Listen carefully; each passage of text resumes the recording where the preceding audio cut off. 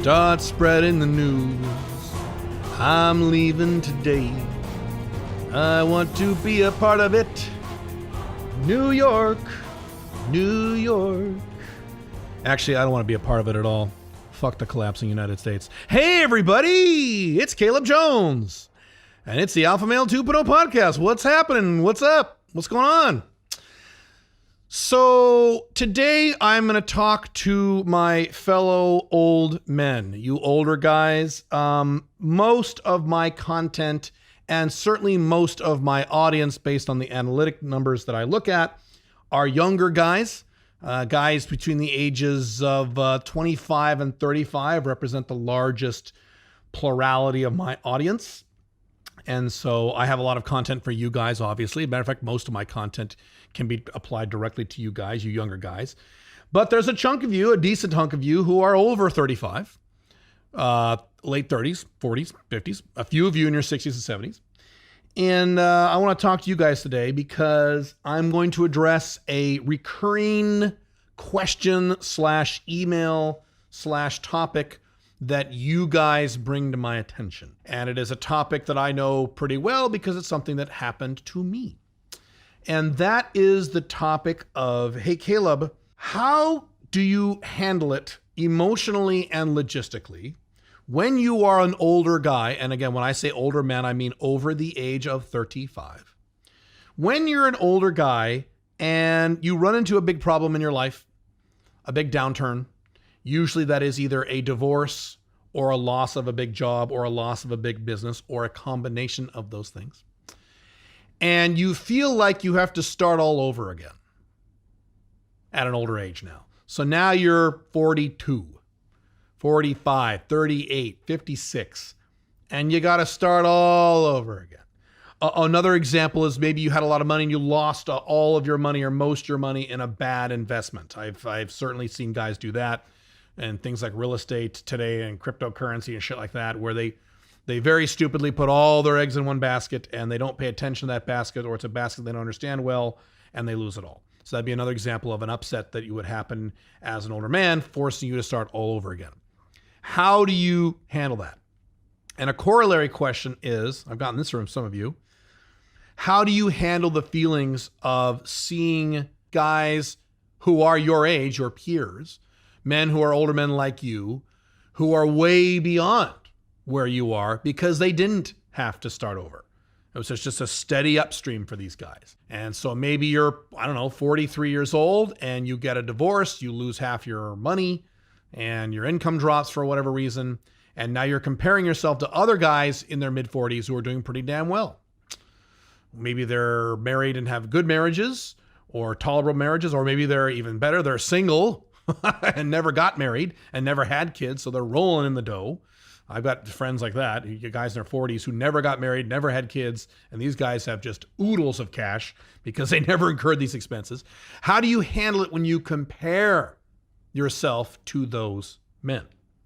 The feelings of inadequacy that you have to start over again. So, quick review of my scenario many years ago. I think a lot of you already know this. Some of you probably don't. I found myself divorced at age 35. I went from zero to a six-figure income by the time I was 27. I got very stupidly, because I was young and a beta male and I didn't know any better, I got married when I was 25, immediately had 2 kids. I was married an older woman. She was 6 years older than me. The marriage lasted 9 years and I was divorced at 35. And that was 2007. And it was not a horribly expensive divorce, but it cost me a pretty penny. It definitely cost me a hunk of money. I had to pay child support for kids, plus I had to pay alimony payments, which I later paid off in a lump sum. And it was a decent amount of money. Now, it didn't destroy me financially. I didn't get divorced, raped, or any of that stuff. But it cost me a decent hunk of money. And it was rough to go through. It was not fun. Getting divorced is not fun. And for the first few months, I did not have a good time. After 3 months, I was as happy as I'd ever been in my entire life up until that point, but that's a topic for another time. Getting divorced is a really, really good idea for most men. But anyway, so as I was dealing with this divorce and the lifestyle chaos of this divorce and the financial chaos of this divorce, My businesses suffered. My investments obviously suffered. My income suffered. Everything suffered during that time. And as I was dealing with this, and it took me about 2.5 years to get divorced, it was all my fault. It's because I dragged my feet and just didn't focus on it like I should have, which was a big mistake I made back then. As I was going through this, 2008 rolled around, and you all know what happened in 2008, don't you? 2008 is the big worldwide global financial crisis. And so when 2008 hit, I think the month was October of 2008, I think. This is a long time ago now, but I think it was October. I instantly lost 60% of my income. Very big clients I've been working with for many years suddenly vanished because of the financial crisis. And so now I'm dealing with not only a divorce and that financial chaos, but I've just lost 60% of my income. So in that respect, I had to start over in my mid-30s. So I've been through this. So I had to start over both financially and in my relationship life. Now, in my case, it was a little different because I had awakened a few years earlier. When I was about 33 years old, I had discovered my mission, discovered my vision, discovered my long-term objectives. I finally found the type of man I wanted to be, and I got excited about being that man, and the divorce was actually a part of that. The part of that plan. I realized that the man I really, truly was not a man locked into a stupid monogamous relationship like a fucking beta. He was an alpha male 2.0. I didn't have that terminology back then, but I had this lifestyle designed.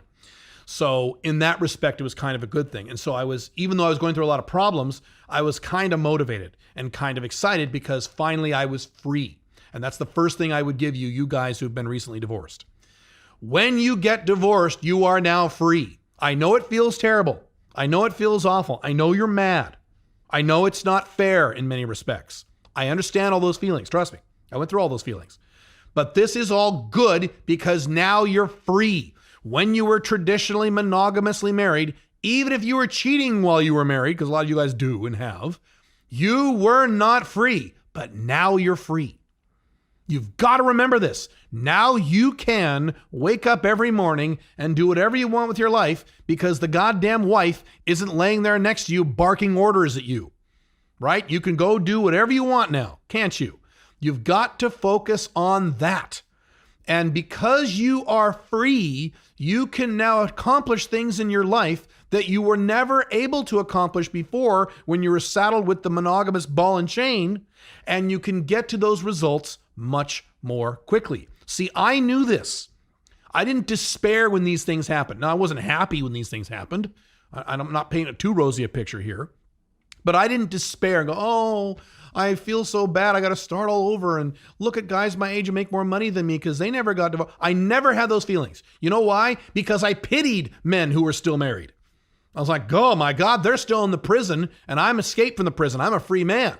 This is great. I was excited to be free. And I know that I could pull these things off even better than I did when I was married because I accomplished a decent amount before I got married in my early 20s. And I knew now that I'm no longer married and no longer saddled with that baggage, I can accomplish my goals faster and have more fun doing it because I'm free.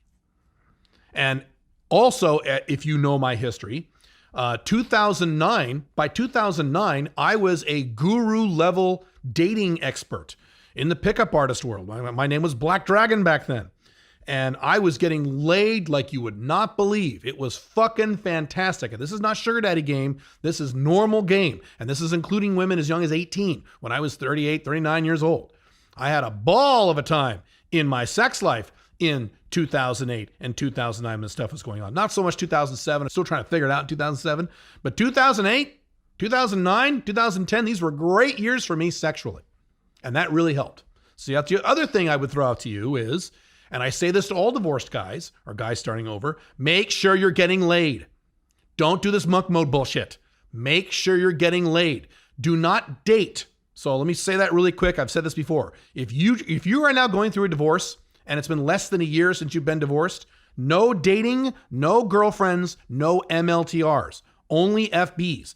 But have FBs. Have one or two. Get some cute girls and get laid. It's not as hard as you think. You're an older man, which means you have higher SMV, to use my favorite phrase that I hate so much. You have higher SMV as an older guy than a younger guy when you're a man. Your SMV goes up when you age as a man to a point, and then it starts dropping again.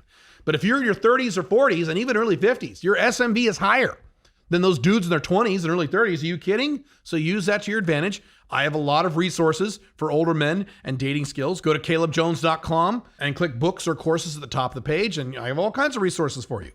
So don't forget about that either. Again, that's something you couldn't do when you were fucking married, could you?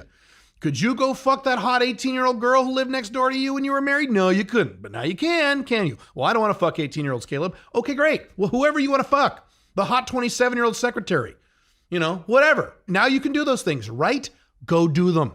Don't sit there in despair and say, boo-hoo.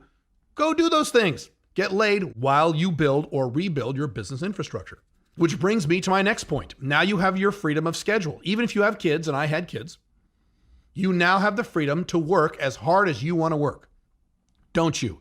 You don't have the wife who is like blowing up your phone at 5:30 or 6 saying, where are you? You got it home. Help me with the kids. You don't have that anymore, do you? You can now work all day and all night, which is what I did when I got divorced. I was so excited and so happy to get that shit done.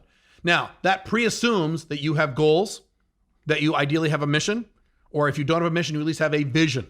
And a vision is a 1 or 2 page document of a description of what your life would look like if everything was perfect within 3 to 5 years.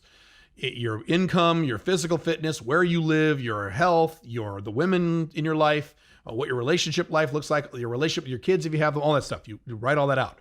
That assumes you have these things because I had all those things. And so I was very excited to work and get that stuff done and have a free schedule, which I hadn't had in 9 years. I was so happy. Now, let's flip this. Let's say you haven't gotten divorced. Let's say that's not your issue. Your issue is you had a business and you went out of business. You got hit by coronavirus and now you're fucked. So I have some buddies, and boy, I don't even like talking about it because it makes me feel bad for these guys. One guy in particular I'm thinking of who's just a great guy, just the sweetest, nicest guy in the world, very accomplished businessman, hell of a guy. He last year or year before last, in 2019, he had a thriving, growing travel agency. International travel agency. He had 42 employees, not Alpha 2.0, so because he had employees, but very successful, happy guy, great guy. And within 3 months of March of last year, his entire business got wiped out. It's bad. So I think of guys like that. Maybe you're in that category. Maybe you had a thriving business and now it's gone. If not for COVID, for some other reason. Or maybe you went through a divorce and you're happy to be divorced, but she really did ass rape you. And now you've lost your house. You've lost your retirement. You've lost your company. Or you've lost half of your business, half the stock in your business. I've seen guys go through that. All kinds of other factors where now you have to start over financially. Or maybe you had a job and you got fired from your job or laid off from your job or whatever, and you're sad you can't get the job. Or maybe you ran into some kind of health problem. You ran into some kind of health problem and now you can't work. So it murdered your career. I've seen that once or twice. Something like that, where it's not a divorce, but it's a financial catastrophe that sets you back many, many years. How do you do that? How do you handle that? How do you recover from that? Well, a few things. Number one, you have to remember something, and this is something guys forget. Here is the statement you have to repeat to yourself over and over again. I did it once, so I can do it again. I did it once, so I can do it again. So if you built a business, a thriving business, 7-figure business, 8-figure business, whatever it was for you, 6-figure income, whatever it was, okay? You did that once, you can do it again. And I'm going to add a piece to that that's even better. You did it once, therefore, when you do it again, it's going to be faster. You will do it faster the second time. The biggest problem with these young guys starting this Alpha 2.0 businesses, the biggest problem they face is an emotional problem because they've never done it before. And they're scared. Well, what if this, Caleb? But what if that? And what if this? And what if that? I've done YouTube videos on this. These young guys are just terrified to start their own businesses because what if this? Because they've never done it. It's an emotional hurdle they have to overcome. You don't have that problem. If you're an older guy who has accomplished something in your financial life and now you've lost it all, guess what? Not only can you do it again, when you do it again, it's going to happen much more quickly. It's going to happen in less than half the time because you know exactly what needs to be done. I have talked about the statistics where 84% of all businesses go out of business within 5 years, blah, blah, blah, blah, blah. But I have also said the inverse statistic, which is also true, is that if you have already started a successful company and you start a second business, that ratio is flipped. there's an 84% chance you'll be successful and only a small chance that that second business will fail. Why? Because you know exactly how to do it. I talk about this when I talk about Alpha 2.0 business structures. You ideally want a long term, you want 2 to 4 different companies in different industries, all spinning off money every year.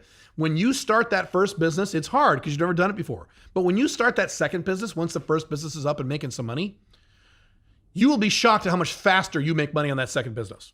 And you can start your third business, which I did. That third business, you'll be making money in just a few months. You will be shocked at how fast you can make money once you already have made money before. So just because you've lost it all doesn't mean shit. You can get it all back and get it all back very quickly. I have said before, and I'll say this again, within a few years, and I don't remember the exact number of years, one of these days I should go back in my records and figure this out. I made back all the money I lost in the 2008 recession, losing all those clients in business, and during all the alimony and child support I had to pay in my divorce and all the divorce costs, all that money from all those catastrophes during that 2-year period of my life. If you add up that amount of money, I made that all back within a very short period of time. I want to say, let's see, that took 2 years to happen. So an additional 2 years after that, I think. So a grand total of 4 years, but it's really 2 years because you can't really include the years it was happening. I want to say it was 2 years. Now, it might have been three, but that's not long, is it? And many of you are in positions where you can make it back much faster than I did. You can make it all back in a year. I've seen guys do this. I've seen guys turn shit around in a year. All right, maybe it's 2 years, maybe it's 3. So however you're feeling now about, oh my God, I got to start over again, this is so terrible. In 3 years, or less, you're going to be far better off than you were at the height of when you were doing well. I will, again, to use myself as an example, I am light years financially, sexually, and with my physical fitness and physical health, all three of those areas, I am light years beyond where I was at the peak of where I was before I was 35. And I was decently successful back then. I was a young guy making a 6-figure income. I lived in a nice neighborhood and all that good stuff. I mean, I was doing pretty well. I am light years beyond that guy. And again, in all three categories. Financially, in terms of my income, my businesses, my investments. Sexually, in terms of my typical sex life in a typical 2-week period of my life. You can't even fucking compare where I am today to where I was. And then with my health, I am much more healthy today than I was prior to age 35. I am much more healthy as a man who's almost 50 than I was in my early 30s. I mean, it's, again, no comparison. No comparison. And I had to, quote, start over myself. But that was a long time ago. That was, how long ago was 2007? What, that's 14 years ago? So yeah, I've been living this lifestyle for 14 years now. And this isn't a new thing, this new status of being. This didn't just happen a year ago. I've been living this way for many years. I've been location dependent for many years. I've been having sex with multiple attractive women for many years, going back to 2008. So this isn't anything new. And that's the kind of thing you can pull off because you already know how to do it. That's how you should feel about your peers who are doing better than you because they never had to start over. You do these things correctly. You do what you know how to do. And you put your nose to the grindstone, put your head down and hit this hard for 1, 2, 3 years. You will be light years beyond those guys. And how do I know that? That's me. I am light years, not only beyond where I was prior to me having started over as an older guy, but I am also light years beyond my peers. Guys who, when I was in my early to late 30s, I looked at other guys in their early to late 30s, and I was kind of jealous because they had more money than I did. They lived in fancier houses than I did. Their incomes were higher. They had a really pretty girlfriend or whatever, a really pretty wife or whatever. I'm like, oh, that's not fair. Dude, those guys are ants compared to me now. Again, in all three levels, financially, sexually, and in many cases, health. Because some of those guys are now fat asses. While I've been losing weight, they've been gaining weight because they're in beta male traditional monogamous relationships. There you go. Now, let me address women. So let's say you had a breakup or divorce and you're, 20 years out of practice. I talked to a lot of guys in this scenario. You were married for, 10 years, 15 years, 20 years, 25 years. You haven't had sex with anyone other than your wife during that time. You're way out of practice. Man, that was me. When I was 35 years old, that was me. I had not had sex with any other women because I didn't cheat when I was married. I was faithful, unfortunately. I wanted to cheat, but I didn't. I was a good little boy.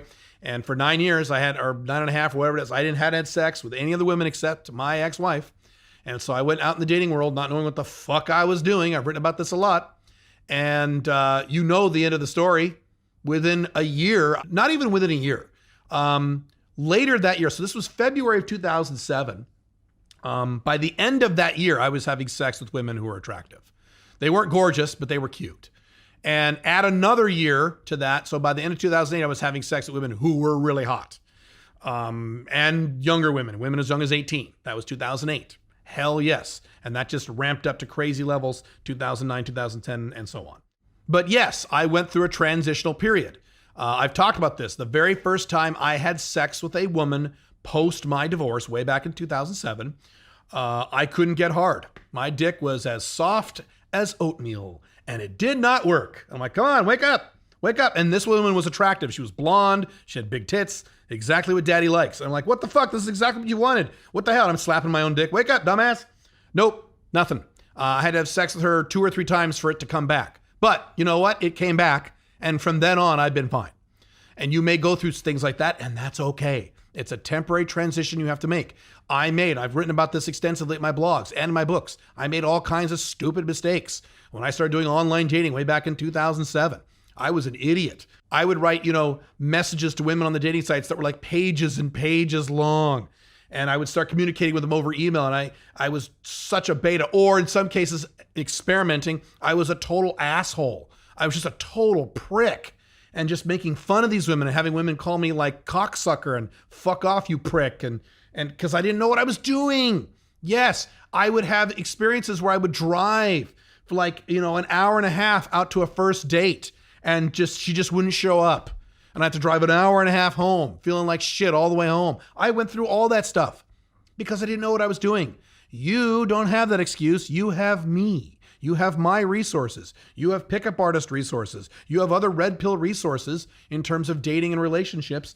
I didn't have any of those resources back in 2000. Well, that's not true. I had a little bit. I poked around some pickup artist stuff. I had those. But beyond that, I didn't have someone walking me through this process, so you don't have that excuse. You know what to do. You can read the articles, watch the YouTube videos, buy the books, buy the courses. You can do those things. And I'm going to repeat this. As an older man, you have more confidence than a younger man. You might even maybe have a little more outcome independence. That's not necessarily true with older guys, but it can be. And you have more SMV as an older guy.